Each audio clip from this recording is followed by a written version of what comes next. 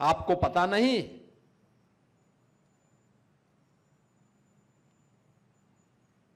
जब यहां पे Uttar Pradesh public service commission के चेयरमैन के रूप में ऐसे व्यक्ति को इसने अध्यक्ष बना दिया था जो उसके योग्य ही नहीं था,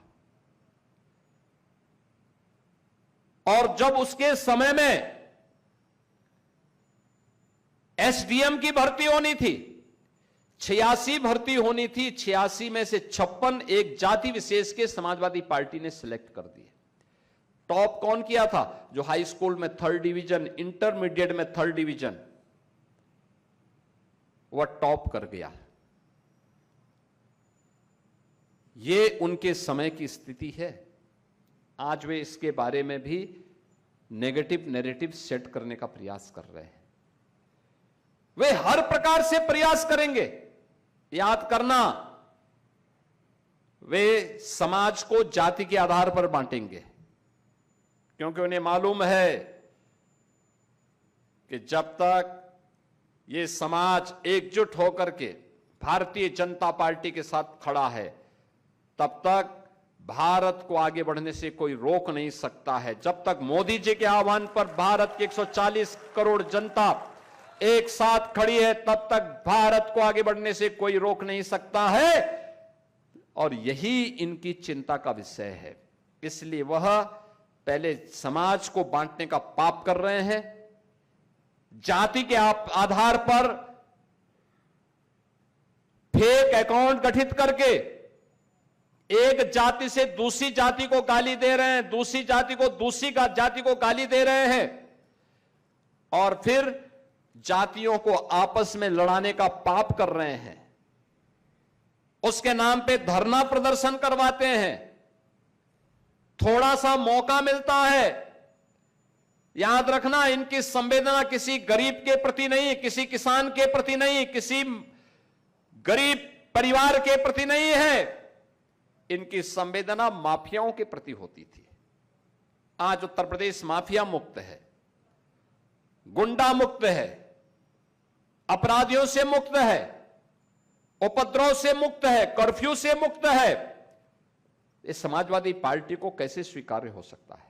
कांग्रेस इसको कैसे स्वीकार कर सकती है? क्योंकि उन्होंने तो प्रदेश में कर्फ्यू दिया था, उन्होंने प्रदेश में दंगे दिए थे, उन्होंने प्रदेश में उपद्रव दिए थे, उन्होंने प्रदेश में लूट खसोट दिया था, उन्होंने प्रदेश में अराजकता दी थी। और उसी अराजकता का शिकार बनाने के लिए इनके द्वारा लगातार शरारतें की जा रही हैं, लगातार शरारतें की जा रही हैं। लगातार कभी वह जाति जाति को भड़काने का काम करते हैं, कभी किसानों को भड़काने का काम करते हैं, कभी युवाओं को भड़काने का काम करते हैं, और कभी छात्रों को भड़काने का काम करते हैं। आपने देखा होगा कैसे समाजवादी पार्टी और कांग्रेस के गुंडे दिल्ली में संसद सत्र का घेराव करने का काम किए, कैसे घेराव किए, कैसे तोड़फोड़ कराए छात्रों को बदनाम करने के लिए। दल से बड़ा देश ये केवल भारतीय जनता पार्टी का कार्यकर्ता कह सकता है, कोई अन्य दल का व्यक्ति नहीं कह सकता। अन्य दल तो देश की कीमत पर राजनीति कर रहे हैं। याद करिए, जो लोग संसद का छात्रों के नाम पर गुमराह करके, घेराव करके अव्यवस्था और अराजकता पैदा करना चाहते हैं, ये बाबा साहब भीमराव अंबेडकर का अपमान कर रहे हैं। ये लोग भारत के लोकतंत्र को चुनौती दे रहे हैं।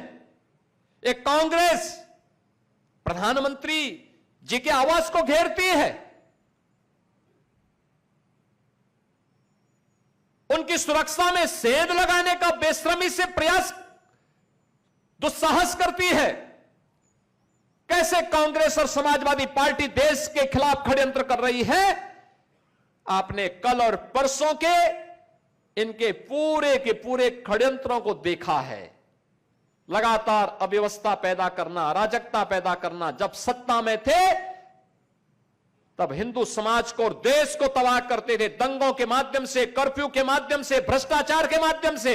और आज विपक्ष में हैं तो विदेशी पैसे के बल पर देश में अराजकता पैदा करना चाहते हैं, समाज को बांटना चाहते हैं। उसी प्रकार की अराजकता, क्योंकि अब इन्हें मालूम है नए भारत में दंगा नहीं हो सकता, कर्फ्यू नहीं लग सकता, तो अब नेगेटिव नैरेटिव के माध्यम से अव्यवस्था और अराजकता पैदा करना चाहते हैं। एक एक जागरूक नागरिक को, एक एक जागरूक कार्यकर्ता को इसके प्रति सतर्क बनना पड़ेगा। और ये सतर्कता बूथ पे होनी चाहिए, बूथ स्तर पर।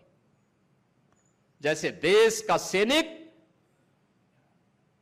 सीमाओं पर रक्षा करता है, तब हम चैन की नींद सोते हैं। जब आप अपने बूथ पर सजग होंगे, सतर्क होंगे, योजना रचना सही ढंग से बनाएंगे, तब लखनऊ और दिल्ली में अच्छी योजनाएं बन पाएंगी। तब देश सुशासन के स्वाद को सुरक्षित महसूस करते हुए एक लंबी यात्रा को आगे बढ़ा पाएगा।